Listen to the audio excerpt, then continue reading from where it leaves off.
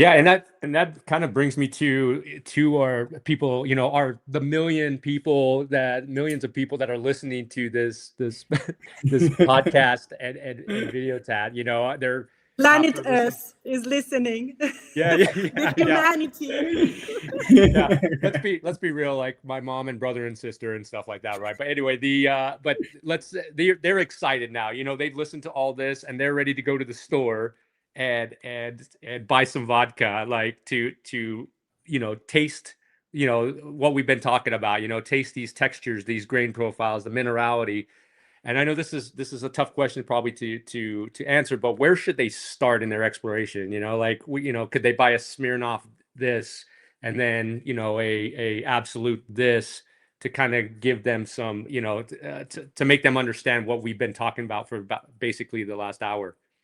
It's a very hard question, Yeah. particularly nowadays, because the world's availability of vodka has shifted tremendously for obvious Yeah. reasons in the last 5 years, due to various political and other issues, sadly.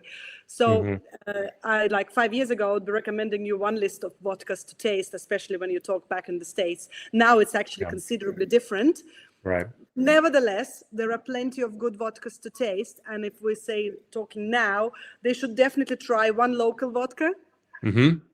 Definitely one local, made in the States. It doesn't have to be the most popular, but it needs to come from a local distillery Okay. of their choosing, because I think that's very important to understand what's happening, what's coming from your own country. And then try for a very soft and balanced and delicate wheat vodka. Grey Goose, especially in the States, is always a very, very strong benchmark. It's one of the softest wheat vodkas. It's French wheat. It's a very easy to find vodka. It's premium. But in terms as far as wheat goes, that will be a very good example. And to offset it with a rye vodka from Poland. Could be Żubrówka, could be Belvedere. Either of those will show you a very good rye vodka style and Polish vodka style.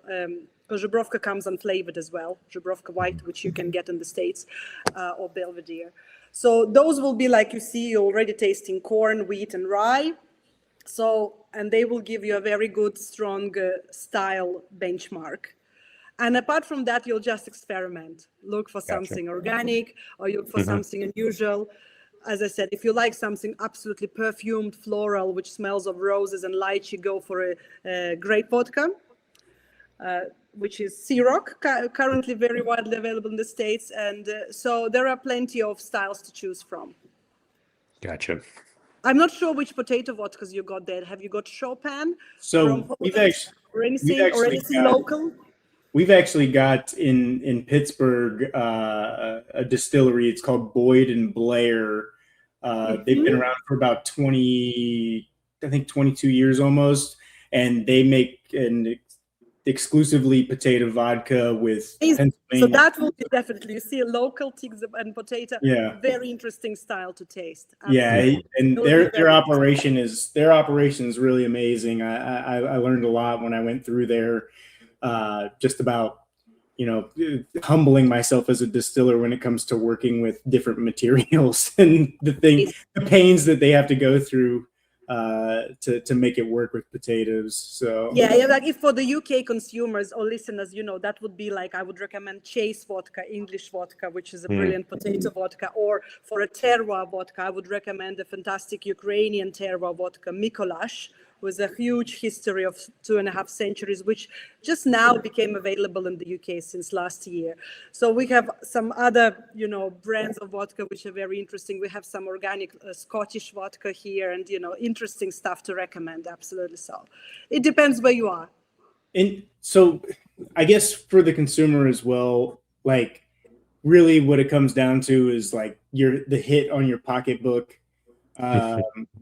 Back when I was in college, we've got a famous Pennsylvania brand, Joaquin's, which does, anything and everything when it comes to the spirits world. I mean, when I was in college, you get a bottle of Joaquin's gin, a bottle of Joaquin's vodka, a bottle of, blueberry, whatever. But, and it was affordable for a college student at the time. Of course. Now, being an adult, Uh, JJ, adult? What? yeah, right. I mean, I'm adulting. If you can't see by my background, I'm definitely adulting. Okay. But so when it comes to price, I mean, are people, I often think to like wine. I had a level 4 wine som say to me one time, like, look, that $17-18 bottle is probably just almost, if not the same as the $35 bottle. Like when you reach a certain price point, it jumps to a completely different level. It's the same thing with whiskey. Like, the Evan Williams Bottled and Bond Green Label, $23 bottle of whiskey, pretty much craft made, really good.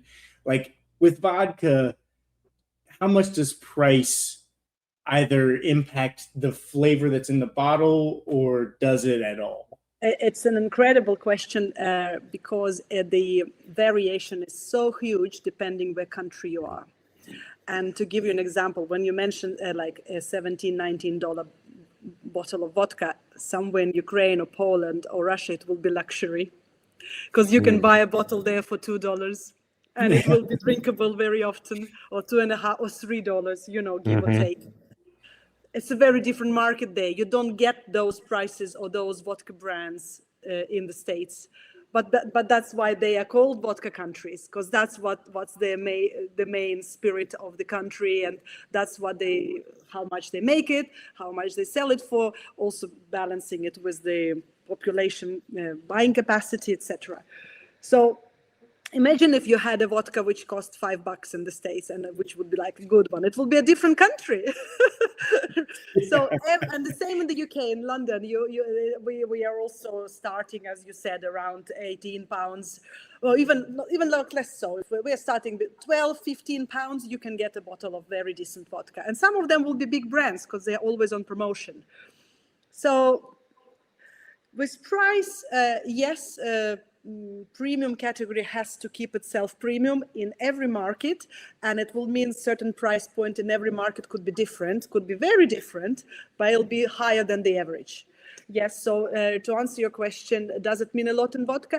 I mean, obviously the quality of the bottle, of the glass, the packaging, the design, it costs something. Of course it does. Like in whiskey bottles, sometimes even the box they put it in costs much more than the whiskey which is inside the bottle. Yeah. It's part of the marketing thing and commercial thing and how you position your brand. But I think you need to always look for that golden middle, which I as a consumer always do. That golden middle between the price and the quality, and when do you feel comfortable where those two are at the most balanced level. Yeah, Plus, I it think also depends on the occasion, Sometimes you want to splash a bit more, right? Or if you're drinking in a bar, you would buy something which you wouldn't buy for home necessarily,